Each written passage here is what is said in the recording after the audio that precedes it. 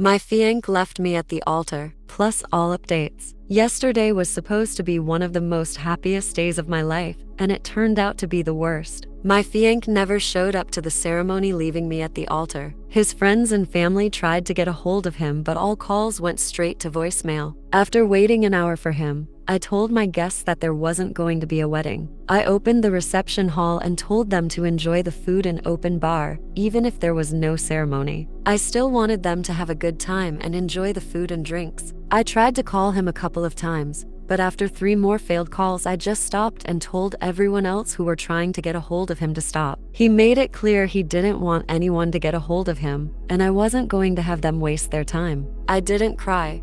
I wasn't going to cry, at least not in front of everyone. His mother came to me and apologized through tears. She told me how disappointed she was in him and that she was so sorry. I just shook my head and stuck with her the entire time. I didn't want her to cry and feel bad for something that wasn't her fault. The real MVPs were all my friends. They did their absolute best to keep things from being awkward and entertain everyone. They played music, danced, and one of them went as far as going back home to bring a projector and a game system for all the kids and teens to play against each other with. I was glad that the day was somewhat saved, but I still felt horrible. My would-be Bill, Ethan, kept me from getting shit-faced when I really wanted to, told me that it would be awkward if I did. So I did my best to keep everyone happy. After 11, I told everyone who bought gifts to take them back and get their money back. A few of them refused and had me keep the gifts they got. So now I'm back at the hotel we got, and I'm alone. This morning, I got a couple of missed calls from my fiancé and several messages that I haven't opened yet. I'm so angry at him. He humiliated me yesterday by not showing up when he could have told me he was getting cold feet.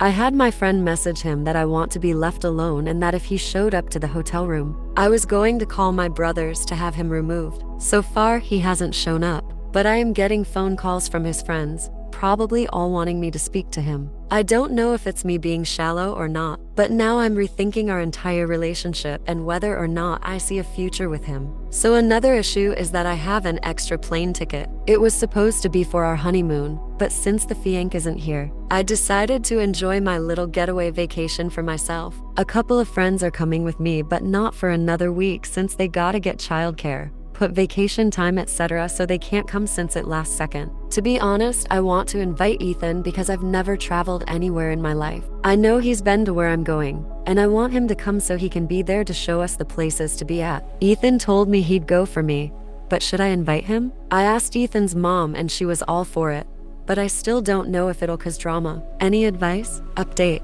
Okay, so I feel like I should explain more about Ethan. First, I'm not going to take him. Second, I've known Ethan a little longer than my ex-fiancé. Please believe me when I say he's a close friend of mine. Both of us bonded by teasing his brother, and with that, we just kinda clicked and became fast friends. I wanted to take him because I didn't know how to use my ticket in the airport. I've never been traveling, and I didn't want to look dumb by trying to figure it out. Thankfully, someone said what to do, and I'm forever grateful. So now I feel much more confident. I know it sounded iffy trying to take Ethan, but honestly, it was for something innocent. I see him more of a brother than anything now that I look at all the comments you guys left. And finally, I read my ex-fiancé's messages. Yes, he's alive. He wasn't in any terrible accident, and the reason he never showed up was because he found out he has a kid. His childhood sweetheart came by with a kid maybe a couple of weeks ago. His best man knew and never told me because my ex didn't want him to tell me until he was 100% sure.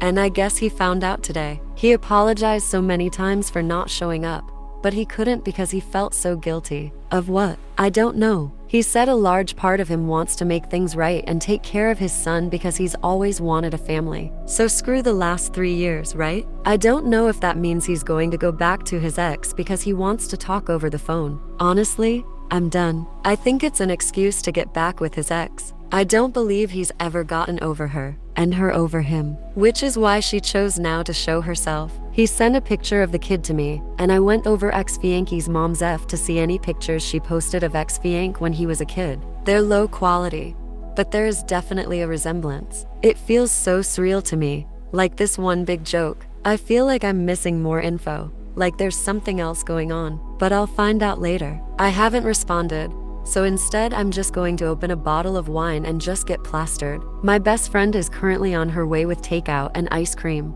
so I thought I'd share this. Maybe after my much needed vacation, I'll do another update.